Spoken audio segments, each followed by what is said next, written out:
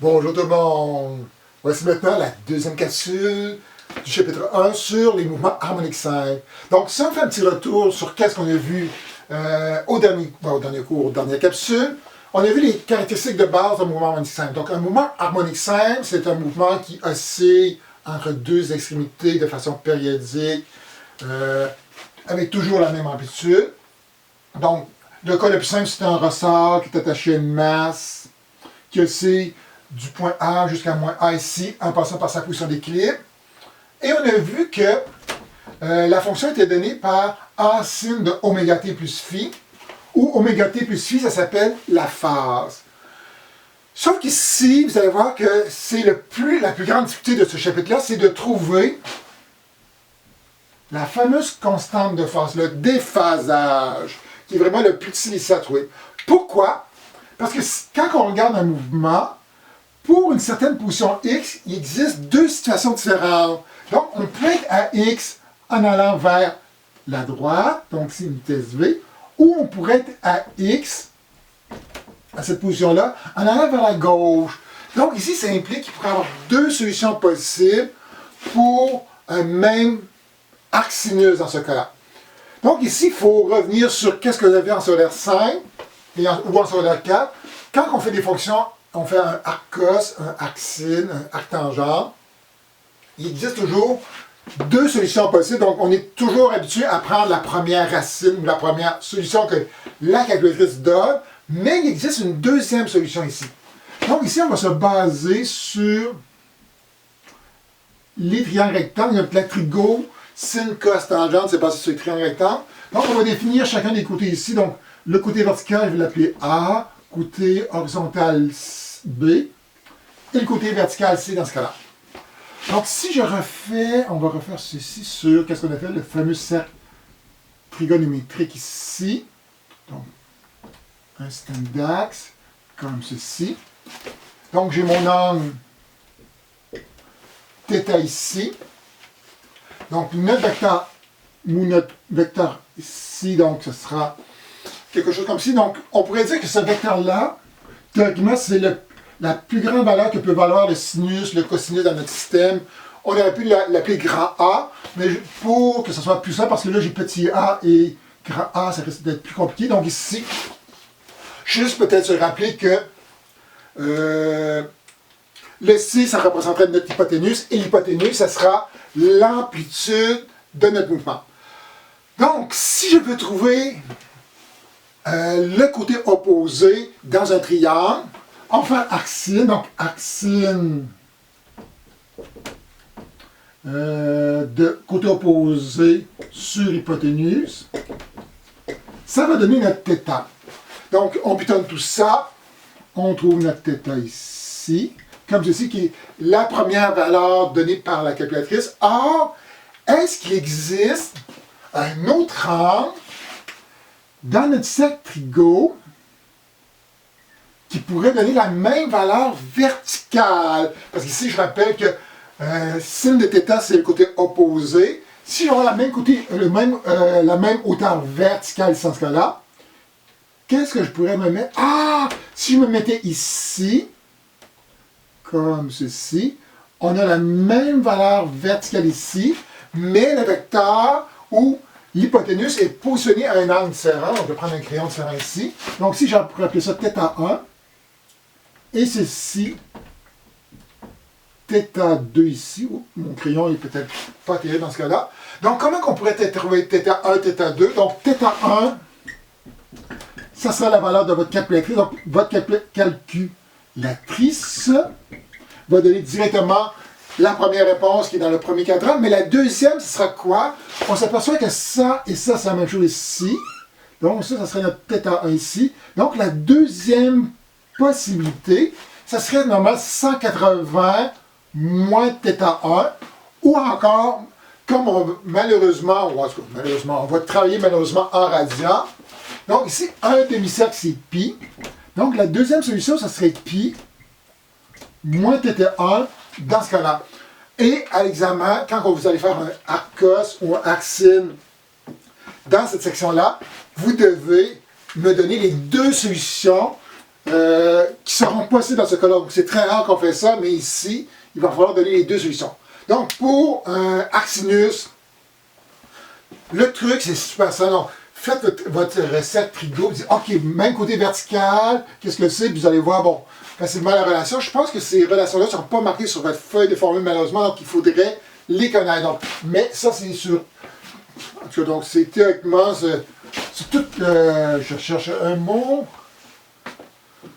parce que j'ai pas ma feuille de formule proche de moi, donc peut-être que, oh, là j'ai effacé quelque chose que je n'aurais pas effacé, peut-être que c'est sur votre feuille de formule, mais je pense pas. Donc ça c'est pour arc sinus. Là maintenant, si on voulait trouver le côté B ici dans ce cas-là, donc le côté adjacent. Donc adjacent, donc c'est avec un cos. Donc si vous voulez trouver θ à partir du côté adjacent, donc θ serait donné par arc cos. De côté adjacent B sur C qui donnerait l'angle que fait notre vecteur par rapport à notre système. Donc là, je vais juste réeffacer ceci, parce que là, ça va devenir un petit peu plus... si je fais ça sur le même dessin, ça va être un peu plus problématique ici. Donc, on a notre cercle frigo ici. Notre vecteur se situe à cet endroit-là ici. Nous, on veut trouver l'angle pour une certaine valeur de B ici. Donc, B comme ceci. Donc, si on fait le calcul avec la calculatrice, donc on va trouver ici notre angle θ1 dans ce cas-là. Mais est-ce qu'il existe une autre position pour un arc cos où est-ce qu'on aurait la même valeur de B ici? Donc, si je vais avoir la même valeur horizontale ici, comme ceci, je vais effacer mon B parce que là, mon cercle est un petit peu trop petit. Ah, qu'est-ce que ça sera? Ça pourrait être un vecteur comme ceci. Donc, si je fais comme ceci, je fais mon arc cos, j'obtiens la même valeur horizontale, la même valeur adjacente. L'angle ici, A, ce sera le même angle, c'est le même triangle. Donc, ce serait moins θ ici. Donc, les deux solutions possibles pour un arc cos. Donc, vous allez avoir θ1 qui est la valeur de votre calculatrice ici,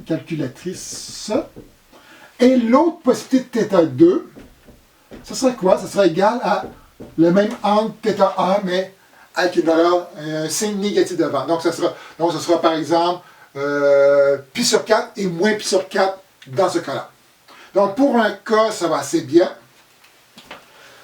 Et là, il reste pour une tangente.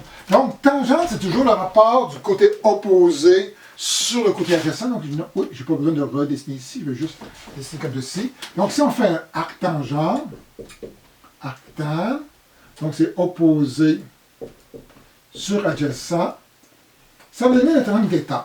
Donc, ça pourrait arriver à l'occasion qu'on est obligé de faire un arctangent. Donc là, arctangent, c'est un petit peu plus compliqué. Il faut que le rapport de A sur B reste le même. Donc ici, si un A positif avec un B positif, ça va nous donner une certaine valeur. Donc là, ici, il y aurait une autre possibilité pour que ce soit la même chose. Si je me plaçais ici comme ceci, j'ai le même A ici, mais sauf que je n'ai pas le même B. J'ai un B positif avec un B négatif. Quand je vais faire arctangente, ça ne va pas donner la même chose. Donc, il existe possiblement un autre endroit où ce que ça va donner exactement la même chose.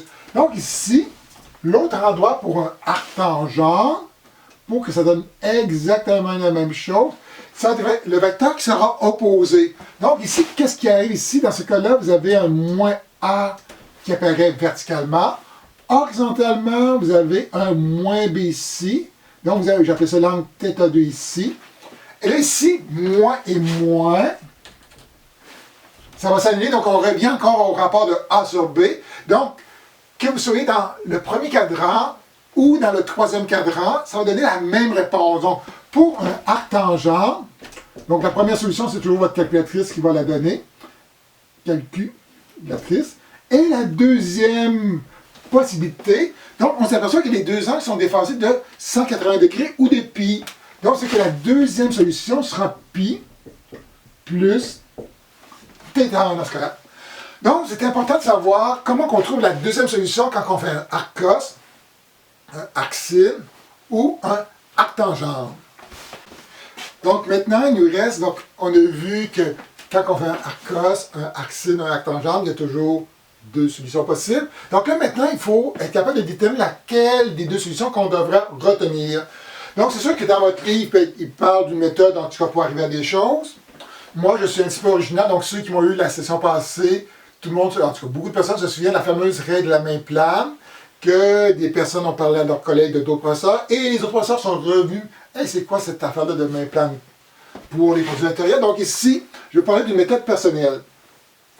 Donc, premièrement, il faut déterminer le signe de la position et le signe de la vitesse dans ce cas-là. Donc, supposons que, là, on va le faire juste de façon, sans mettre de chiffres, de façon concrète, mais après ça, bon, plus tard, quand on va dans le zoom réel, on va faire un problème concret. Donc, vous avez un bloc ici, et qui s'en va vers la droite. Donc, on sait dans ce cas-là, que pour ce bloc-là, il est dans les négatifs, donc il est à gauche de l'origine, donc vous êtes dans les x plus petit que 0. Et on a une vitesse qui s'en va vers la droite, donc on a une vitesse qui est dans le sens des positifs dans ce cas-là. Donc, position négative et vitesse positive dans ce cas-là. Donc, quelle phase, quel est l'angle de phase qui va décrire cette position-là ici? Donc, qu'est-ce que je fais? Moi, c'est la méthode de l'intersection. Donc, je vais décrire pour la position qu'est-ce qu'on doit avoir. Je vais décrire qu'est-ce qu'on doit avoir pour la vitesse. Et il y aura un cadran qui sera commun aux deux possibilités. Donc, je vais commencer par la position. Donc, premièrement, toujours décrire l'équation qui donne la position en fonction du temps. Donc, la position en fonction du temps est donnée par x est égal à a fois sinus de oméga t plus phi ici. Et dans certains cas, donc, si on ne veut pas se casser la tête, on pourrait remplacer oméga t plus phi par θ dans ce cas-là. OK. Donc, on est sur le cercle trigonométrique, comme ceci, comme ça, comme ça. Donc, on sait que sinus, c'est toujours la projection sur l'axe vertical. Donc, ici, dans notre cas, on va avoir des x qui sont négatifs. Donc, si je vais avoir des x négatifs dans ce cas-là, où doit se positionner l'angle dans ce cas? Donc, x, comme c'est un sinus, donc composante verticale. Et où sont les verticales négatifs? Ah, les verticales négatifs sont ici. Donc, si on est dans le troisième cadran et qu'on fait sinus de cette valeur-là, ça va donner une valeur négative dans ce cas-là. Et même chose ici, si on fait un arc sinus et que ça donne un négatif, il faut être soit dans le troisième ou dans le quatrième cadran. Donc, on détermine les deux cadrans qui vont nous permettre d'avoir un x négatif en tenant compte que c'est un sinus, que c'est a sinus de oméga t plus phi.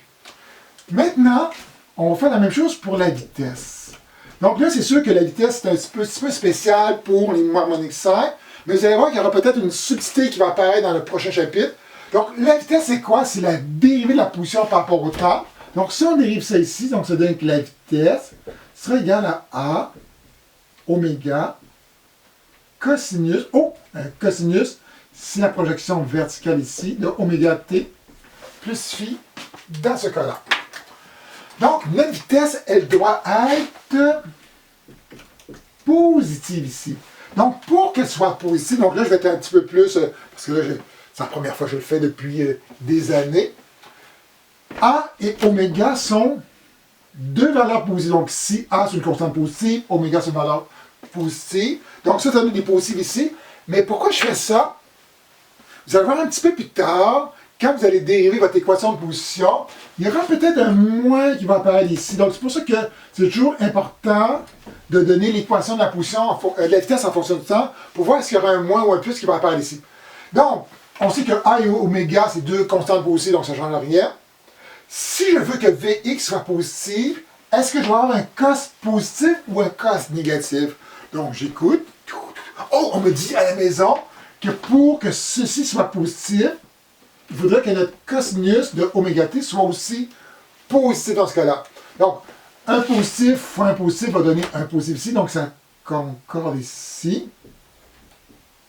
Et là, ici, on sait que cosinus est toujours dans un set trigo, la composante horizontale dans ce cas-là, dans quel cadran doit-on être pour avoir une composante ou un cos qui va donner une valeur positive ici. Donc les cos positives, donc c'est la composante horizontale, donc il faut que le horizontal soit à droite. Donc on peut être soit dans le cadran numéro 1 ou on peut être dans le cadran numéro 4 ici dans ce cas-là. Et quand vous allez comparer les deux, la position et la vitesse, il y aura toujours, et je cherche à écrire d'une certaine couleur, un cadran qui sera commun aux deux. Donc ici, on s'aperçoit que le cadran 4 et le cadran qui est commun aux deux. Donc, c'est-à-dire qu'ici, notre angle de phase, ou ici, il faut faire attention, qu'est-ce qu'on va trouver? C'est jamais l'angle de phase, jamais le déphasage, c'est, j'ai bien utilisé le bon mot, c'est l'angle de phase ici. Donc, il faudrait que l'angle de phase soit dans le quatrième cadran. Donc, théoriquement, il devrait être entre moins pi sur 2 et 0 ici. Or, dans votre livre, pour... c'est peut-être même... Non, c'est pas important. Donc, pour l'angle de phase, je pourrais le laisser comme ça. Ou encore, on aurait pu l'écrire comme ceci. Il faut qu'il soit entre... Si on fait le cercle complet, entre 2 pi. Donc, ça, c'est pi sur 2. Ça, c'est pi. Ça, c'est 3 pi sur 2 ici. Donc, il devrait être entre 3 pi sur 2 et 2 pi. Donc, c'est sûr, c'est un petit peu plus chiant de travailler avec des radians. Donc, si j'avais travaillé des degrés, ce serait entre moins 90 et 0 degrés, ou entre 270 et 360 degrés, ou 0. Donc là, si je voulais que ça soit cohérent, donc j'ai marqué 2 pi.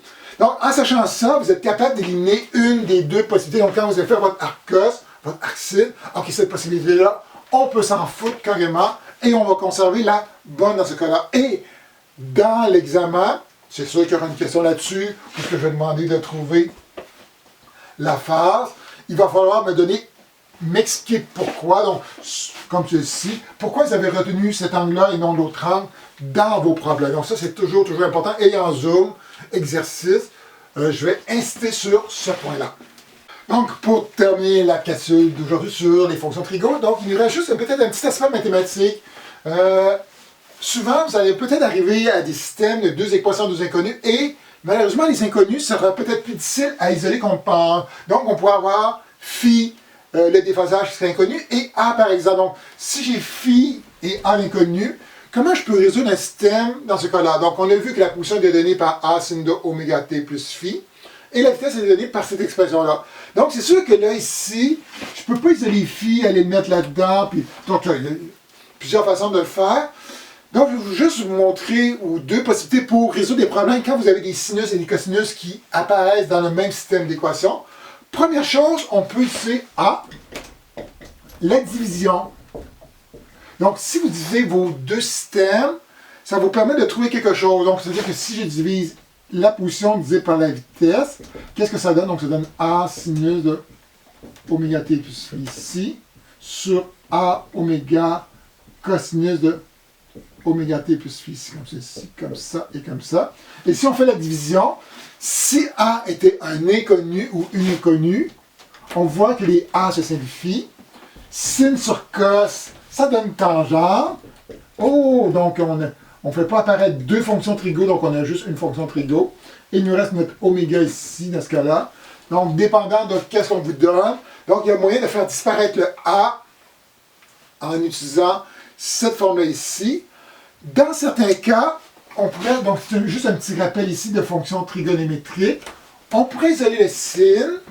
Donc on sait que sin serait égal à oméga t plus phi x sur a ici, comme ceci. On pourrait isoler le cos ici, vous allez voir où je m'en viens avec ça. Donc c'est une autre façon de travailler ici, donc ça donne ça sur a oméga ici. Et on pourrait utiliser une autre propriété trigo. Donc, l'autre propriété trigo, on sait que sin carré plus cos carré est égal à 1. Donc, des petits souvenirs de vos cours de mathématiques au secondaire. Donc, c'est-à-dire qu'ici, si je fais ça, je fais disparaître le oméga t plus phi dans notre équation. Donc, Sin carré, ça donnerait quoi? Donc, ça donnerait x carré sur a carré ici, plus vx carré sur a carré oméga carré ici.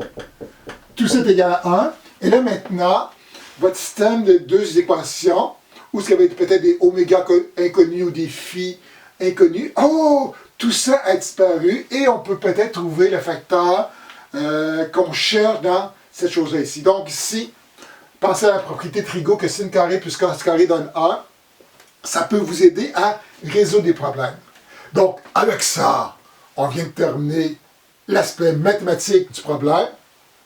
Donc, à la prochaine capsule, on va analyser un autre type de mouvement périodique qui est les mouvements de pendule, donc qui est vraiment un autre mouvement harmonique simple par la suite. Donc, avec ça, je vous dis au revoir, à la prochaine capsule et yo tout le monde.